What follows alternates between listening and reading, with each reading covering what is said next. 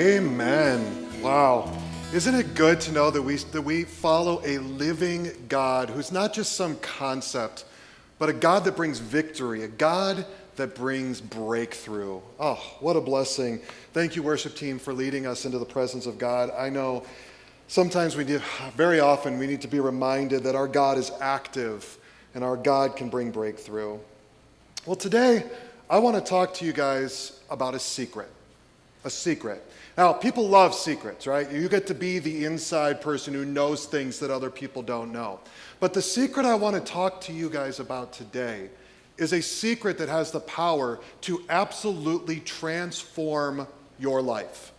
In fact, it is a secret that if you put this secret into practice, if you apply this secret, you will be able to find joy and peace no matter what happens to you. That sound good? Do I have your attention? Great. All right, so for 3 easy payments of $99, oh no, sorry, wrong spiel. No, but we hear this kind of talk all the time. We have found the secret that's going to change your life, the secret that's going to make your life better. You hear it in advertisements all the time. We have found the secret to longer life, that if you take this supplement, we have the secret formula and it's going to make you live longer. Or maybe if you don't want to live longer but just look like you're going to live longer, we have the secret to younger skin. Oh yeah, our special formula. You put that on you, your skin's going to look young. Or the secret to luscious hair, right? You got that. Like, people are always looking for that X factor, the secret. So I decided to do a little bit of an online study, just looked up like what kind of secrets out there. And the first thing we saw here is I was looking for books, and there was a book called The Secret of Happiness. Oh man, you want that, right? You want the secret of happiness. I thought, well, let's talk about success. Let's see what's out there. So I looked up the secret of success, and I found this, and I found this. And I found this. And to be honest, there's like 9 more pages, which we don't have it on here. Everybody claims to have this secret, the secret to success. And in the business world, what is the secret that's going to get me to make my millions? How can I live the American dream and go from rags to riches? Give you an example of this.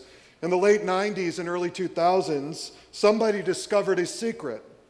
They discovered that banks would lend you money for something you couldn't afford, particularly for housing. And people learned, wait a minute here, you're telling me that this bank will give me a loan for this $300,000 house even though I can't afford it? And back then the answer was yes.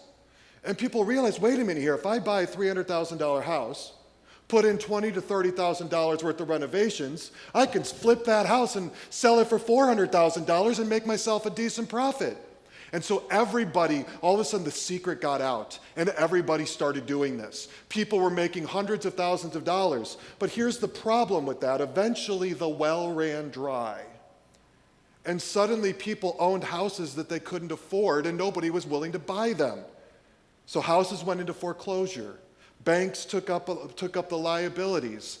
And we ended up with the recession in 2008. People try to find the secret. They're always looking for what's going to give me a leg up. What's that secret?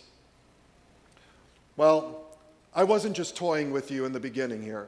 There is a secret that I'm going to talk to you about today. In fact, the title for today's message is The Secret. There is a secret, and guess what? You don't have to pay 3 easy payments of $99.99 to get it. It is free. It is in God's Word. The Apostle Paul saw fit to share it with us. And I hope today that you will be blessed by it. But before we look into the specifics, let's take a moment to turn to God and to ask Him to open our hearts and minds. Let's pray.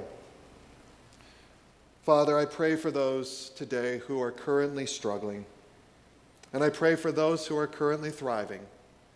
Lord, the principles that Paul gives us today apply to both of us. And so I ask that no matter what has happened, no matter what's going on around us, whether we're home and the kids are running around, whether we're here, whether we're somewhere else, whether we had a fight this morning, or whether today was a great morning, I pray that your Spirit would begin to till the soil of our hearts so that we could be those who have ears to hear and that we would listen. I pray this in Jesus' name. Amen. Go ahead and open your Bibles to Philippians chapter 4. Sadly, some things have to come to an end, and today we are going to be finishing our series in the book of Philippians. And I don't know about you, but it has been such a blessing for me over these past months to just meditate on the joy that we can find in the Lord, as our series is always finding joy. And today we're going to look at verses 10 through the end of the book. To start, we're going to look at verses 10 through 13. So follow along with me in Philippians 4, 10 through 13. I rejoiced in the Lord greatly that now at length you have revived your concern for me. You were indeed concerned for me, but you had no opportunity. Not that I am speaking of being in need, for I have learned in whatever situation I am to be content. I know how to be brought low, and I know how to abound. In any and every circumstance, I have learned the secret of facing plenty and hunger, abundance and need. I can do all things through him who strengthens me. Our first point for today, the secret to contentment is faith in God's provision. The secret to contentment is faith in God's provision. So, a little bit of background to understand this. We've heard this before, but a little bit of background. Paul is writing this letter while in prison. He is in house arrest in Rome. He's awaiting trial before Caesar. And since Caesar's a busy guy, kind of has a lot to do, we find out that historically Paul would be on house arrest for 2 full years. Now, their prisons were not like American prisons. They were not taxpayer funded. You had to pay your own way. Well, that puts Paul in a bit of a catch-22. He's in prison, he's on house arrest, he's got to pay rent, he's got to pay for his food, but he can't go out there and work for it. It's a bit of a problem. And because of this, Paul became fully dependent on the generosity of others. So when Paul says to them, I rejoiced in the Lord greatly that now at length you have revived your concern for me, what Paul is saying is, thank you for your financial gift. Because the Philippians, known as a very generous church, the Philippians had given money to Paul. They sent a man by the name of Epaphroditus. We've heard about him in this book as we've gone through it. They sent him with a large financial gift, and he spent some time with Paul, and now Epaphroditus had gotten sick, almost died, had recovered, and Paul's sending him back along with this thank you note. This is a thank you note. By the way, the concept of a thank you note for some of you men might be a new concept, something I had to learn. I grew up, my parents taught me well. They taught me to say please and thank you. We're working on that with Anthony right now, trying to teach him. It's a good thing to do. But the thank you note, that was a new thing to me. So 7 years ago, next week, Shar and I got married. So 7 years ago, we're about to celebrate our 7-year anniversary. And yeah, that's awesome. And we're opening our gifts. And so I'm like, sweet, it's like Christmas. I'm opening up my gifts. I'm getting excited, right? We're opening up our gifts, and I'm getting ready to get to the next one. And Char's like, what are you doing? I'm like, getting to the next gift? She says, no, you need to write down who bought us that gift and what they bought us. I'm like, why? Oh, we have to send a thank you note. Good job, Char. Yeah, I know. She's helping me to become a more cultured person. This is a new thing to me, okay? It's a thing that people do apparently. Paul is sending a thank you note. Now, what I'm about to tell you is not the main point of this, but I just thought it was cool and I'm going to share it with you. I love how Paul says thank you here. He doesn't say the words thank you anywhere. He says, I rejoiced greatly that you renewed your concern for me. What if instead of just saying thank you, and thank you is great, what if instead of saying thank you, say, you know what? When you did that thing for me, it brought joy to my heart. You know what? The fact that you took time to think about me and to buy me that gift or to do that for me, that put a smile on my face. What a joy. Thank you for being able to do that for me. Paul is saying this to them. Now here's the thing. If we were to just read this first section, it could be interpreted in many different ways. If it was, I rejoice in the Lord greatly that now at length you have revived your concern for me. Some translations say, at last you have revived your concern for me. As though somehow Paul's like, well, why didn't you do this sooner? That's not what Paul is saying. In fact, he clarifies it by saying, I know you care about me. He says, indeed you were concerned about me. You indeed were concerned, but you had no opportunity. Paul is saying, I know you care. I know you love me, but you know what I'm grateful for? I'm grateful I'm in prison right now. Why am I grateful? Because this prison became an opportunity for you to serve me. And you haven't had that opportunity for a long time. You see, when Paul first planted the church in Philippi on his second missionary journey, they were incredibly generous. They sent him away with gifts, and then when he went to the next town, they sent him gifts there, and when he went to the next town, they sent him gifts there. They were incredibly generous, and Paul was so grateful, but that was years ago. Paul had since gone on another missionary journey, had since gone to Jerusalem, and now he's on trial in Rome. It had been years, but Paul hadn't had a need in all those years because other people provided. So Paul is grateful, and he says, I am grateful that you have this opportunity to show your love. Now, even that could be taken wrong. And Paul says, well, okay, they might think I'm just schmoozing them up so I can get more money. So Paul, in the next verse, in verse 11, he says, not that I'm speaking of being in need, for I have learned in whatever situation I am to be content. Paul says, I'm not telling you this because I'm trying to butter you up to give me more money. That's not why I'm doing this. In fact, I don't need it. God has provided for me. I don't need it. In fact, the gift you gave me is going to last me quite some time. But I don't need it. And I'm not asking for more. In fact, I'm using this as an opportunity to share something with you. I have learned something that has brought me incredible peace. I have learned to be content. Let me ask you, are you a content person? Would you say that contentment is something that defines your life? Now you might be saying, well, what exactly is contentment? Well, at the root, it means to have enough.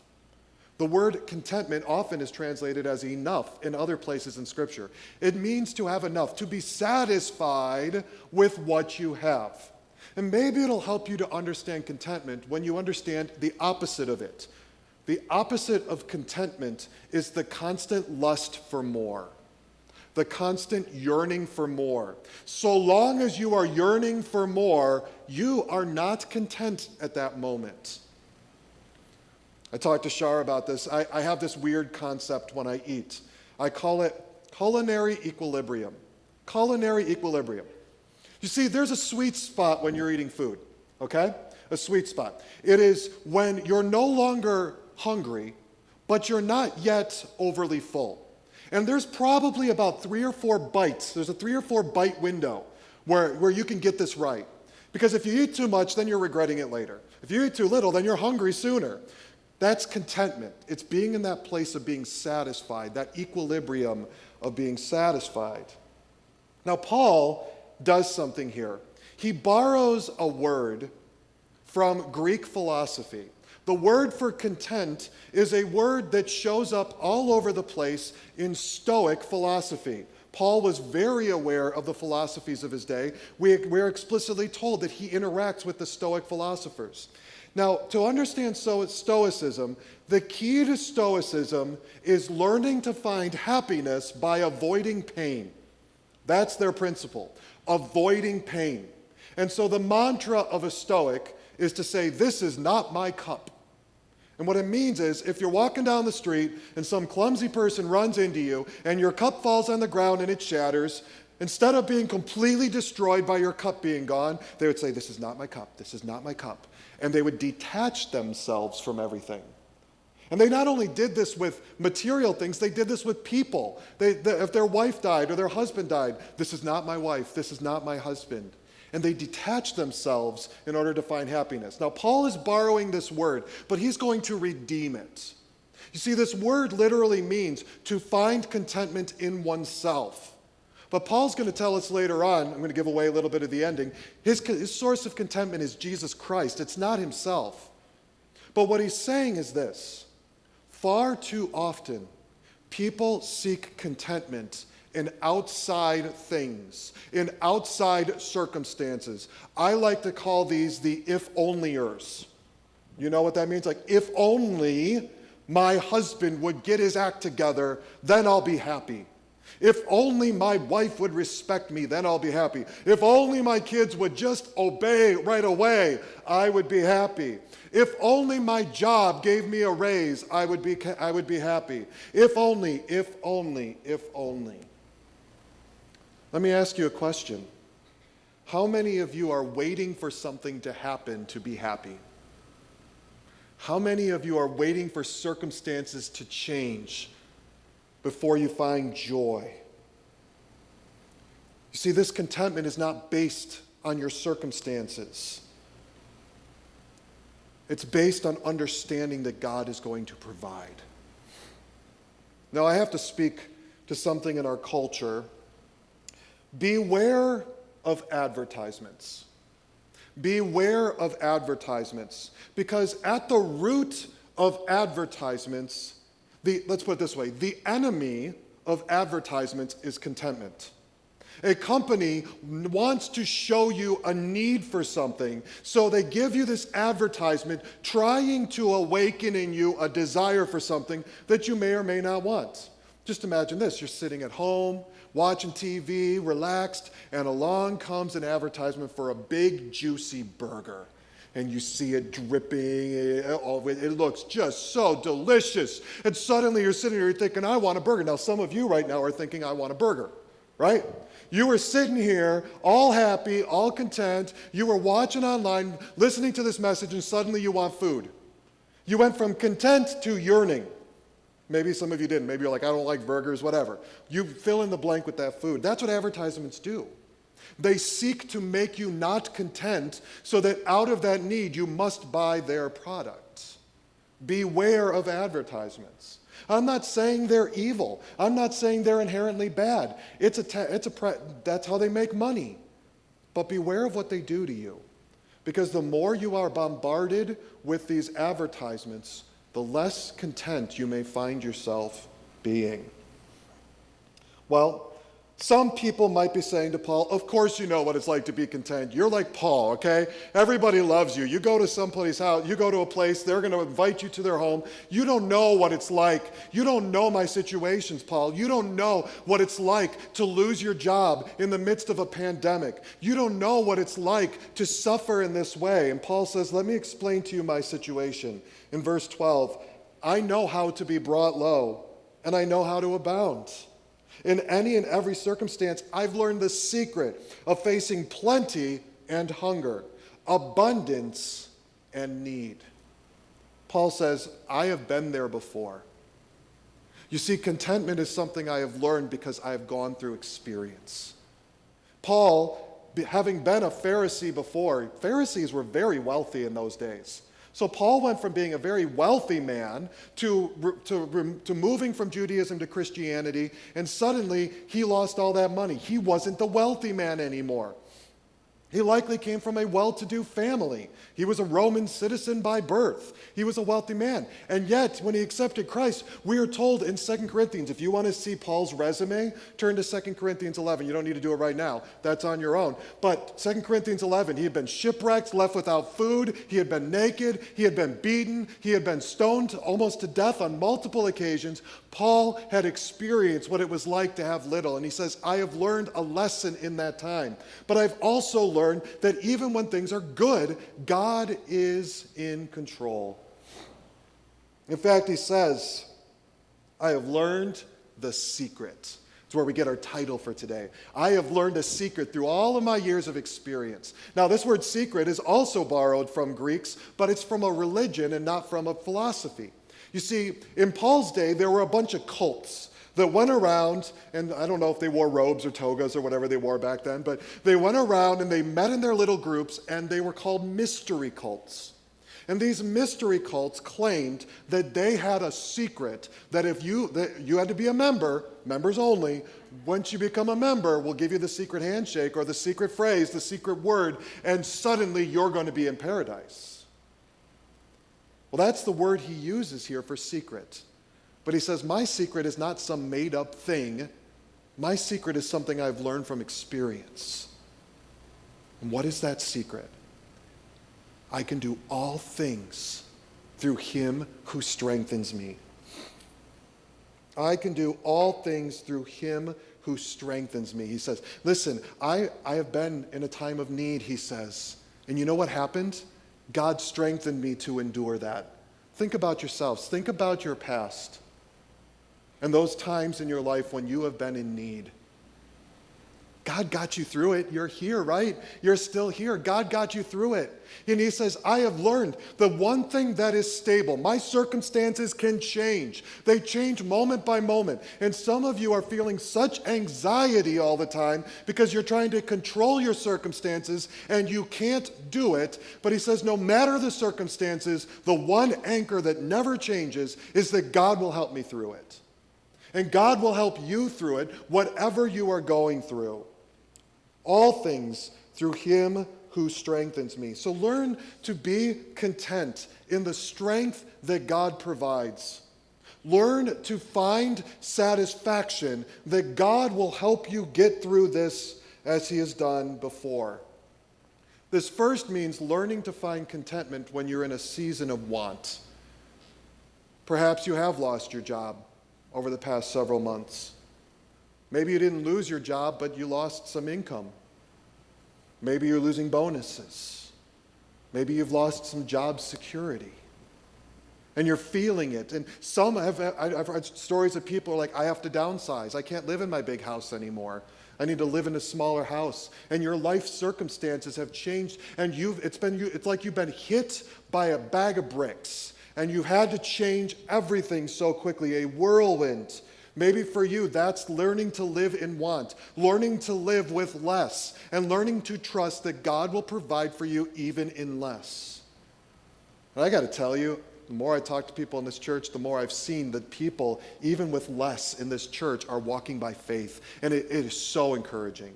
But maybe it's not money at all. Maybe your problem isn't money. I think about students. Maybe the issue is you're in school and you're other people who are better at sports than you, or better at art, or are more popular, or whatever that is, and you feel low. You feel like, oh man, if only I had that, then I would be okay. Maybe for some of you right now, you're just missing your kids or your grandkids because you can't see them and you're longing for them. You're longing for them. Now that desire is good. It is good to want to be with family. But maybe God has brought you low, or maybe to some of you men, you might feel this, or women, you might feel this. You want to give more to your family. You want to give them more things, but you can't because the circumstances aren't allowing you to do it. Here's a good but potentially scary thought. Perhaps God is allowing you to be brought low. So just like he taught Paul how to be content with little, maybe he wants to teach you how to be content with little. Maybe he wants to show you that he's going to take care of you even when your circumstances are not working with you. And you would never learn that lesson until you are brought low. Now, God is not mean, and he's not trying to make you suffer for suffering's sake, but perhaps it's because he wants to give you a secret that will transform your life that could only happen when you're brought low. I saw a phrase this week that said, you know what? Every young adult needs to go through a time when they struggle to make their ends meet, because you learn such a valuable lesson in that season of time. I remember it was 2008. I've shared this story before. There was one week I didn't have a penny to my name. I had no food in the house. My credit card was maxed out. My job wasn't going to pay me till Friday. And you know what? I survived. I'm here today. God helped me through that. You learn a lot in those seasons. But I also want to encourage you to find contentment in plenty. And this is perhaps even more difficult. It might be easy to find contentment when you have less to deal with because it's a lot simpler. It's harder to be content when you have more because the more you have, the more you have to hold on to. Like, I used to think when I was in college, if somebody broke into my dorm and stole something, the most expensive thing I had was a Bible. And I wanted them to steal my Bible so maybe they'd read it and come to Christ. It didn't bother me. I didn't have any anxiety over it because I had nothing. But I'll tell you, somebody broke into my house now, it's harder. I have more stuff. The more stuff you have, the more difficult it is to be content. And some of you, in this season, God is taking away some of that stuff, and it's hard to let go of it. Paul has learned that God will give you the strength to be able to let go of some of those blessings that you've had for a while because circumstances are not allowing you to have it anymore. Beware of having too much stuff. It has the potential to rob your contentment. Now, let me make this clear. I am not saying that it is bad for God to bless you. It is wonderful. God is a good Father who loves every good and perfect gift comes from God. What I'm saying is be careful that you become so used to that lifestyle that you wouldn't be willing to let it go if God called you to that. So our first secret for today, the secret to contentment, is faith in God's provision. The second point is the secret to generosity is making eternal investments. Follow with me, starting in verse 14. We're going to finish the letter. Yet it was kind of you to share my trouble. And you Philippians yourselves know that in the beginning of the gospel, when I left Macedonia, no church entered into partnership with me in giving and receiving except you only. Even in Thessalonica, you sent me help for my needs once and again. Not that I seek the gift, but I seek the fruit that increases to your credit. I have received full payment and more. I am well supplied, having received from Epaphroditus the gifts that you sent, a fragrant offering, a sacrifice acceptable and pleasing to God. And my God will supply every need of yours, according to his riches in glory in Christ Jesus. To our God and Father be glory forever and ever. Amen. Greet every saint in Christ Jesus. The brothers who are with me greet you. All of the saints greet you, especially those of Caesar's household. The grace of the Lord Jesus Christ be with your spirit. See, Paul, after spending all of this time telling them that he didn't need their gift because he's learned to be content, he shifts gear here. And he says, in spite of the fact that I don't need anything from you, I want you to know that what you have done is good. I am so proud of you, Paul is saying. I'm proud of you that you are willing to be so generous. He takes him down a trip down memory lane. He says, back in the day, you were the only church that helped me out. In fact, if you read 2 Corinthians, Paul brags about the Macedonian churches. He's talking about the Philippians because of their generosity. He says, you guys were always generous, and I love that about you. Such a good trait. He's like, I'm not telling you this because I want more. In fact, I am encouraging you because I want the credit that goes to your account.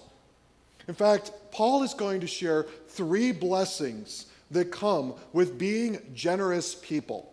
And he's going to build them up because of their generosity. Number 1, Paul says that you are going to be rewarded in heaven for every penny or every moment you spend investing into things that are eternal. He uses the language of accounting here. He uses the language, he says, listen, everything you have given me, I have received in full. It's a language of giving a receipt. Those of you who are accountants, you give people receipts to let them know. He goes, here's your receipt. I have received everything in full. And you know what I'm excited? I'm excited about things being credited to your account. Because every penny that you have invested into the ministry I'm doing is a penny invested into eternity. And God is going to credit that back to your account. The generosity that you give. And I'm not just talking generosity with money, I'm talking generosity with time. I got to tell you, we have a need right now for Grace Kids. We have a need for leaders to step up and be involved in Grace Kids. And you may not like it, you may not want it, it may not be your thing, but let me tell you something. Even if you're not gifted in it, every minute you are investing into those kids, building their eternity, God sees that. And he will reward you and he will pay you back for that. It is good to make that investment. God sees it, and he will reward you for it.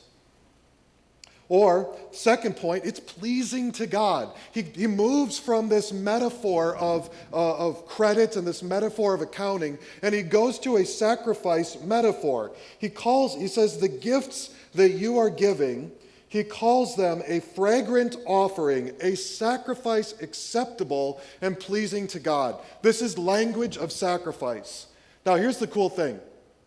In the Old Testament, they used to have to kill animals on a regular basis to deal with their own sin. The animal died as a substitute for them. Jesus took care of that for us. He was the ultimate sacrifice. So what do we do now? We don't have to go kill these animals. What do we do instead? We be generous with what God has given to us.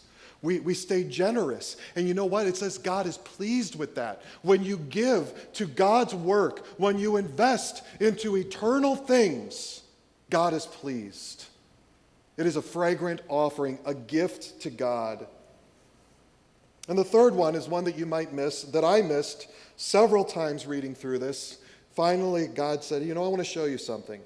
I don't know about you, but when I read one of Paul's letters and I get to the greetings at the end, I don't spend a lot of time focusing on that. I don't have a tendency to think much about it. I'm like, whatever, he's saying hi to a bunch of people that are long since dead. It doesn't mean anything to me. But this is God's word. It's inspired, and every bit of it is good food for us spiritually. Here's what's going on here. Notice what is happening. He says, greet every saint. So he's telling them to greet every saint. And then he says, the brothers who are with me greet you. All of the saints greet you, especially those of Caesar's household. Now take a moment and think about this for a second. The saints in Caesar's household are greeting them. Why would they do this? Why would they send greetings unless they had heard about the Philippians? They had likely seen the gifts that the Philippians had given. They probably chatted with Epaphroditus, and he bragged on his church, just like I love to brag on you guys, and Mike likes to brag on you guys. And they keep hearing about this amazing church, and they're like, hey, say hi for me. Say hi for me. I want them to know. They had heard about the generosity. And here's what happens. When you are generous and other people see it, it impacts them. It is a witness to others. And as I've shared before, I'll say it again. It is a joy to be a part of a generous church. We've done so many youth retreats, and people step up and are like, I'd love to help. I want to help you out. People are generous with their time. And you know what? Other people see that, and it could be inspirational to them. So be generous with others. But I also want to focus on the other side of the coin. And that is that not only should we be generous, we must be willing to receive the generosity of others. You see, Paul's attitude here, many of us would stop with saying, don't worry, I don't need anything, I'm okay. That's what Paul says, I don't need anything. A lot of us in this room, that's us. Don't worry, I don't need anything, I'm okay. But Paul understands a very important concept, that when he receives the generosity of others, he is actually allowing them to be blessed. Some of you struggle with letting others serve you because of your pride. You think, I don't need anything, and I take pride in that. Some of you, it's fear. Fear that others are going to look down on you because you're willing to receive things from them. Some of you, honestly, it's because you're a firstborn, and your whole life you've been taking care of others. I'll tell you, I'm a lastborn. It's a little easier for me to be taken care of because that's what I was doing my whole life. Or some of you, maybe others have taken advantage of you in the past, or you've seen others take advantage of generosity, and so you don't want to be one of those people. Well, here's the deal. If you don't let others serve you, you are actually preventing them from receiving the blessings that comes from giving. When I learned this concept, it changed things. I had a hard time with that as well, even though I was the lastborn, letting others serve me. But when you let others serve you, you are blessing them by letting them bless you. Now, I know that could sound a little backhanded, but that's literally what you're doing. And some of you need to be willing to let others help you. Some of you mothers or fathers need to be willing to let other people help you out. Let your spouse help you when you're struggling with parenting. Some of you need to be willing to step out. Some of you need to let your spouse help you around the house, help you with things, but you're so self-sufficient, you take so much pride in that, you are preventing them from serving you. Some of you need to let your friends help you out when you're struggling. You act like you always have it all together. But you know what? When you let your friend come alongside you and minister to you, and you show yourself vulnerable, you are blessing them by allowing them to serve you. Generosity is not just something we need to give, it is something we also need to receive. And here is the key to it. Here's the secret to it all. When you invest into something that is eternal, the gospel of Jesus Christ, relationships with people who you will have for eternity, it becomes a whole lot easier to be generous. And it becomes a whole lot easier to receive the generosity of others. Well, I promised you at the beginning of today's message that I would give you a secret that could change your life. Perhaps what I've said today was not something maybe you've heard it before. But perhaps today what God is saying is you need to learn in this circumstance that God is enough, that He will satisfy you. Let's pray. Lord, you are more than enough. You shall supply all of our needs, not out of your poverty, but out of your riches in glory. You are a gracious and kind and merciful God. Lord, help us, those who are listening right now, those who are struggling, those who are in inner turmoil because life is not what they want, those who are wondering where the next paycheck is coming from. Lord, provide for them, but give them the faith to trust and to be content with the manna for today. Forgive us, Father, for looking for more. Forgive us for being like Adam and Eve, who had a whole abundance of blessings, but kept their eyes on the things they couldn't have. Forgive us for not being grateful. And Lord, let this secret sink in for all of us. In Jesus' name, amen.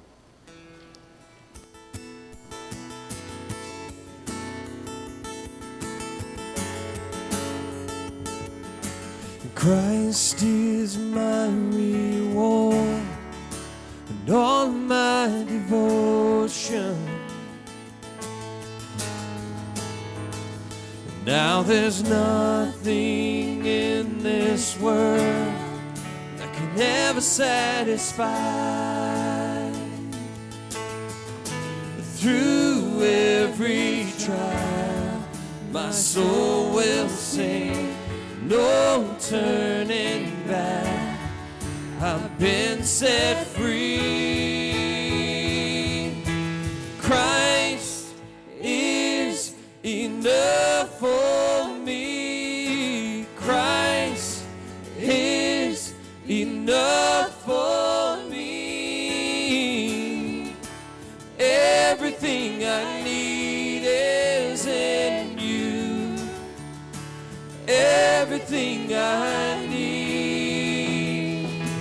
Christ, my all in all, the joy, my salvation. And this hope will never fail, 'cause heaven is our home. Through every storm, my soul will sing, Jesus is here. To God be the glory. Christ is enough for me. Yeah. Christ is enough for me. Everything I need is in you. Everything I need. I have decided to follow Jesus. No turning back. No turning back. I have decided to follow Jesus. No turning back. No turning. Cross before me. The cross before me. The world behind me. No turning back, no turning back. The cross before me, the world behind me, no turning back, no. Christ is enough.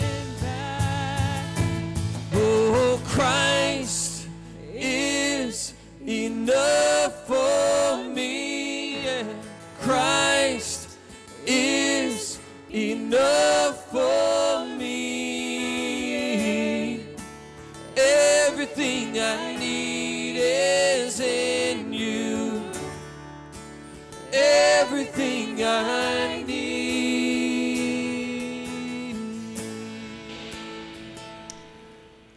I hope today you can say that with fresh belief.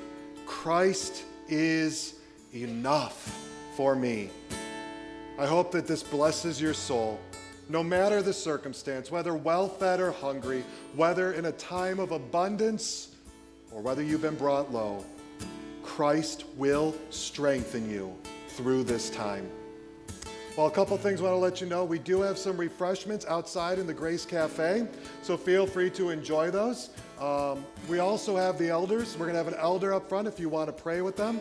You can come up and pray with the elders. We have the Elders Cafe online as well that you guys can access if you want to pray with an elder online. We're excited to see you. Glad to be able to worship Christ together with you guys today. Remember to go and be strong in His grace. Christ is